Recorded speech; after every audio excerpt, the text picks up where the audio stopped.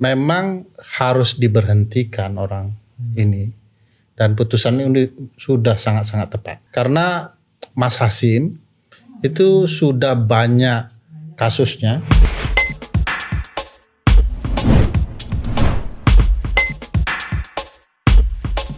Bismillahirrahmanirrahim. Assalamualaikum warahmatullahi wabarakatuh. Teman-teman, jumpa lagi di channel ini, channel yang ingin terus menghidupkan kewarasan. Saya nggak tahu putusan DKPP ini adalah bagian dari kewarasan atau sebenarnya dia sedang menyembunyikan sesuatu. Tapi yang saya akan ajak diskusi mudah-mudahan menjadi penggawa kewarasannya. Belum tentu. Tergantung dari pernyataannya. Kamu kaget nggak sih dengar? Secara diberhentikan tidak terlalu nggak ada efek wow-nya ya. Ya, efek wow-nya udah telat gitu ya. Tetapi ya memang harus diberhentikan orang ini, dan putusan ini sudah sangat-sangat tepat. Tapi telat. Telat dan tepat. Walaupun tepat tapi telat gitu ya. Karena Mas Hasyim itu sudah banyak kasusnya, dan kita mengetahui kalau dari kasus yang telah ada terdahulu gitu ya, indikasi kerusakan moral dan problemnya juga banyak. Misalnya di kasus Asna ini ya, wanita emas ketua Partai Republik 1. Di kasusnya itu kalau kita baca pelaporannya di DKPP, juga ada unsur seksualitas di dalamnya. Iya. Dan itu menurut saya problematika etiknya tinggi sekali. Karena yang bersangkutan Asna ini itu adalah ketua partai yang mau mendaftarkan verifikasi partai politik untuk ikut peserta pemilu. Jadi ada nuansa coy-nya juga, konflik kepentingannya. Apa-apaan ketua partai dan ketua KPU berjalan berdua, ada laporan di kamar tertentu di Hotel Borobudur juga, dan kemudian ada paket gratifikasinya, Mas. Karena setelah pertemuan di Jakarta itu dilanjutkan menggunakan istilah mereka di dalam laporan itu ziarah ke Jakarta menuju beberapa daerah di Yogyakarta. Perjalanan ziarah berdua itu dibiayai tiketnya oleh Asna ini. Jadi ada gratifikasinya, Mas. Jadi kalau mau diberhentikan kasus awal itu harusnya sudah diberhentikan. Kok ada penyelenggara pemilu pergi berdua dengan salah satu ketua partai, dibayari tiketnya, sehingga menurut saya memang sudah patut. Anehnya DKPP kan mengeluarkan putusan-putusan monumental untuk ketua KPU ini. Apa maksudnya monumental? Peringatan keras terakhir, tapi terakhirnya nggak pernah berakhir-akhir, Mas. Terakhir pertama, terakhir kedua, terakhir ketiga. Jadi kalau kita belajar atau membaca di Kamus Besar Bahasa Indonesia, terakhir itu ya titik, tidak ada lagi setelah itu kan. Nah ini ada lagi berseri terakhirnya.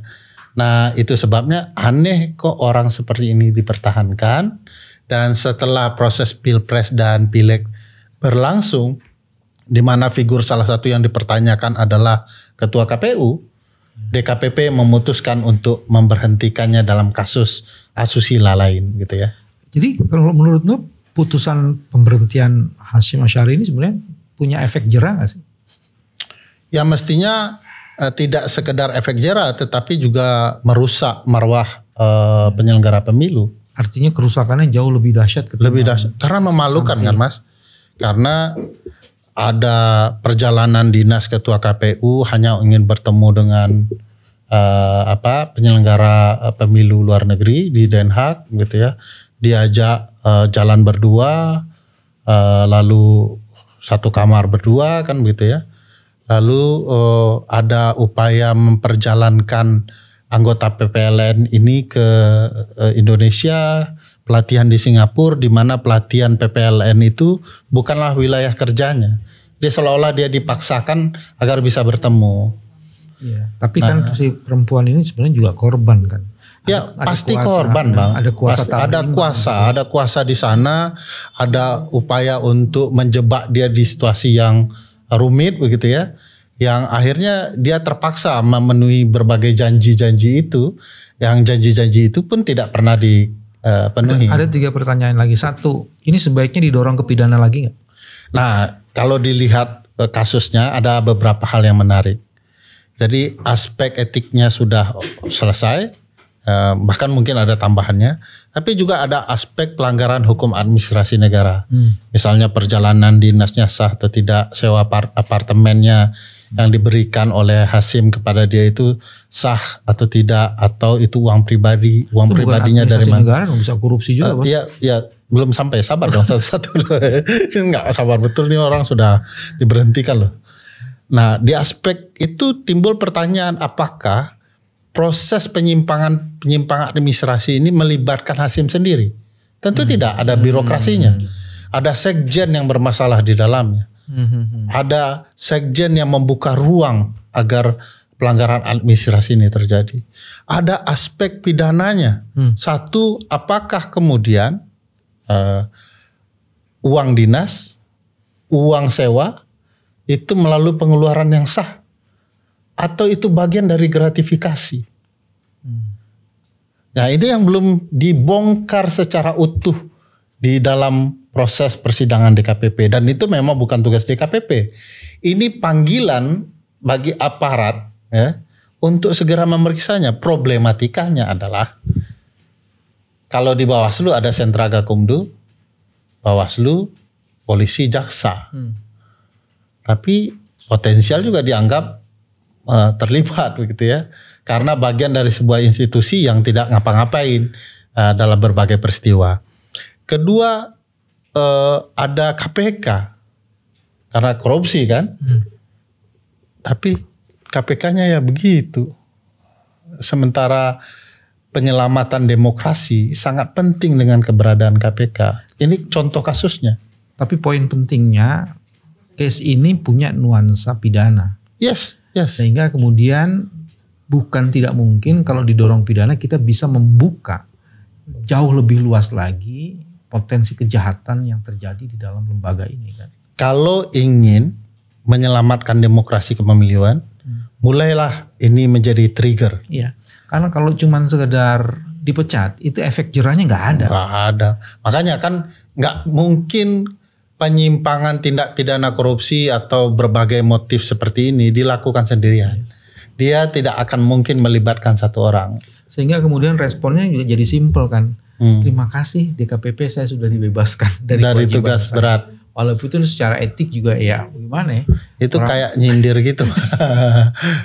Saya tidak ada apa-apa, tetapi bagian yang pertama itu. Bagian yang kedua tadi yang Ferry sudah masuk itu. Kejahatan ini kan tidak mungkin sendiri. Biasanya kalau korupsi, kalau hal-hal yang sifatnya seperti ini kan ada permisivisme. Bagaimana memastikan bahwa permisivisme itu tidak terjadi lagi di dalam lembaga ini? Karena apa? Kita mau menyelenggarakan pemilu kada. Nah, pemilu kada kan juga punya punya bobot yang berat juga kan, punya perhatian yang harus khusus lagi. Bagaimana mengatasi supaya tidak terulang lagi kejadian seperti ini? Saya harus mengatakan ini berat kalau tidak diseriusin oleh orang paling tertinggi kekuasaannya di Republik ini. Presiden maksudnya. Presiden. Tapi kalau presiden juga bagian dari ini kan jadi rumit. Kenapa disebut rumit? Karena begini, apa yang terjadi dengan Mas Hasim itu tidak sendirian. Banyak laporan, dugaan yang tersebar, KPU daerah juga terlibat dalam isu yang sama. Bahkan sudah bukan rahasia umum lagi, jadi gosip tersendiri yang memanaskan kuping teman-teman aktivis kepemiluan. Kalau KPU RI ke daerah itu ada layanan-layanan khusus, bahkan berkaitan dengan perempuan. Maksudmu gratifikasi seks?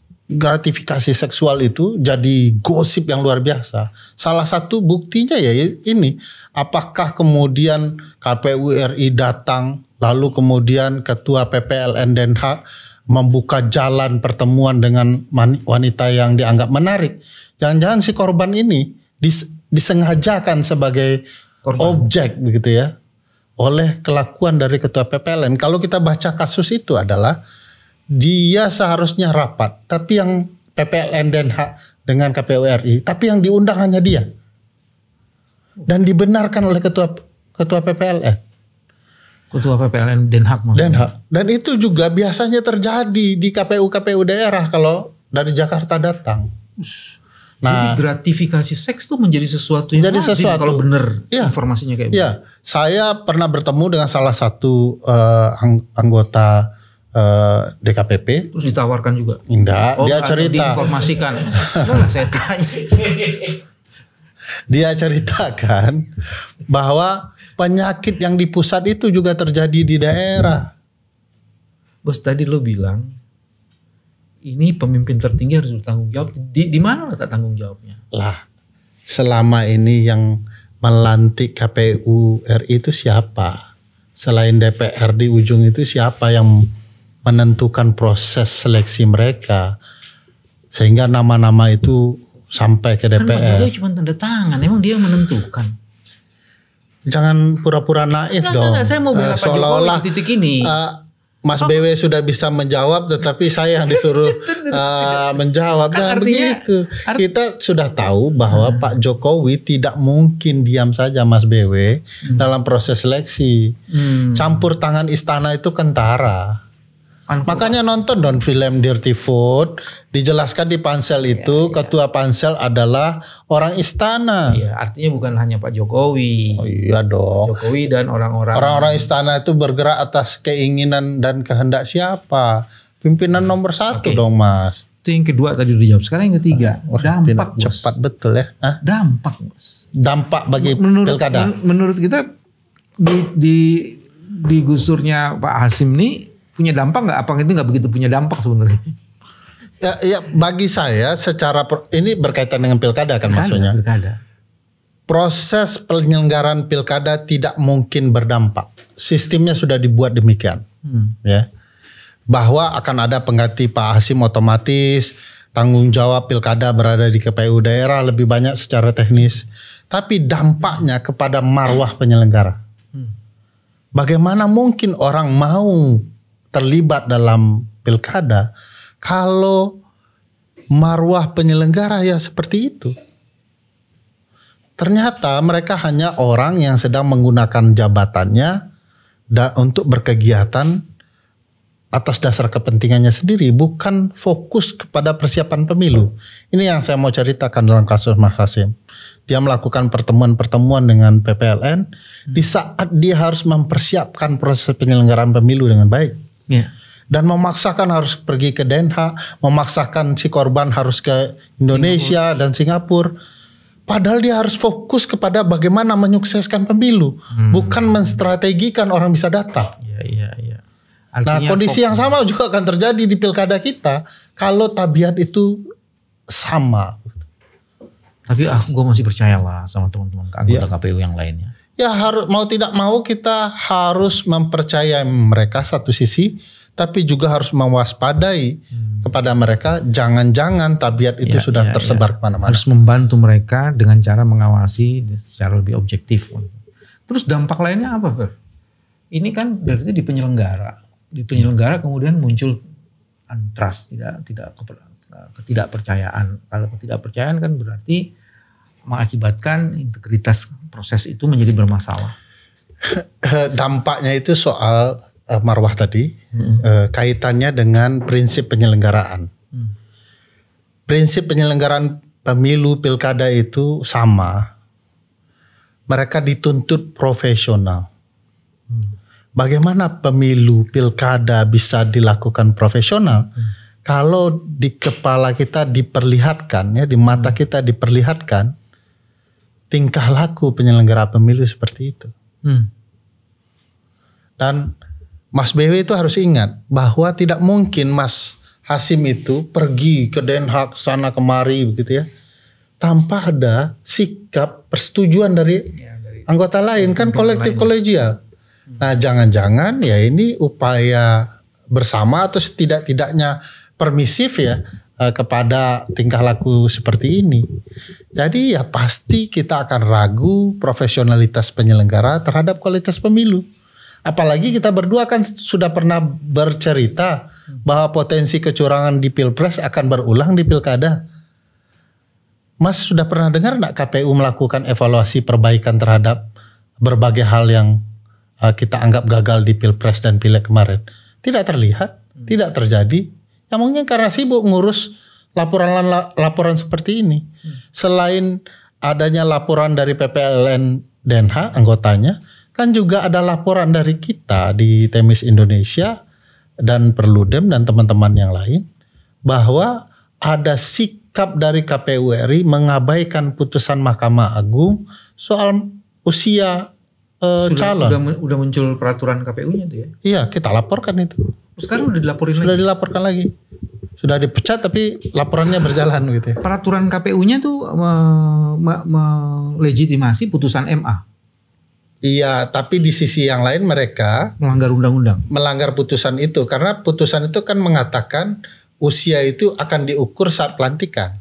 Tapi oleh Ketua KPU Pak Hasim pernah mengatakan bahwa alat ukurnya 1 Januari Oh, berarti 2025. sebelum dipecat Pak Hasim sudah memutuskan itu bersama anggota KPU yang lain. Iya tentu. Dan itu akan potensial terjadi juga perubahan-perubahan. Karena setelah ada isu beliau mau dipecat, beliau berubah sikap. Akan ditentukan bulan April gitu kan. Padahal dalam konsep pelantikan kepala daerah tidak ada tanggal yang pasti. Kan Mas bayangkan November, 27 November, hari H, ditutup. hari H coblos. Iya, Agustus yang di Ya. pendapat Lalu itu. bagaimana kalau ada sengketa? Ternyata ada PSU, sengketa lagi. Kan ini akan panjang. Iya. Bagaimana ceritanya kita tentukan itu hanya 1 Januari atau April? Nah ini menurut saya ya satu memperlihatkan bagaimana Ketua KPU juga tidak tahu harus seperti apa. Atau kemudian ya dikendalikan oleh kepentingan-kepentingan tertentu. Jadi sebelum dipecat Pak Hasim ternyata sudah meloloskan peraturan KPU yang memberikan legitimasi bahwa orang berusia 30 tahun bisa menjadi calon. Walaupun undang-undang tidak berubah. Walaupun undang-undangnya tidak berubah. Ya. Dan putusan Mahkamah Agung itu pun juga tidak bisa serta-merta harusnya. Mengubah undang-undang tidak bisa. Apalagi Dia hanya mengubah PKPU. Apalagi belum ada konsinyering atau pertemuan dengan anggota dewan. Banyak sekali itu problematikanya. Karena agak mirip-mirip kan dengan peristiwa yang terjadi di putusan 90. Tiba-tiba tidak dieksekusi dalam bentuk PKPU. Tidak terjadi diskusi dengan Komisi 2. Ini juga putusan 23. Itu kan kemarin ada reses, sekarang kan tidak ada reses. Ini kan alasannya dibuat-buat beda-beda masing-masing. Kebutuhan saat itu juga. Teman-teman, dipecatnya Hasim bukan jalan keluar. Dia menyisakan begitu banyak masalah. Ferry mencoba mengelaborasi itu. Dan mudah-mudahan ini menjadi awareness bagi kita. Persoalan tidak berhenti ketika Ketua KPU dipecat. Bahkan dia sudah membuat putusan atau peraturan KPU yang memberikan justifikasi pada orang yang belum berusia 30 tahun untuk menjadi calon. Inilah cara kami menjaga kewarasan. Mudah-mudahan bermanfaat. Terima kasih, sampai ketemu lagi. Assalamualaikum warahmatullahi wabarakatuh. Waalaikumsalam warahmatullahi wabarakatuh.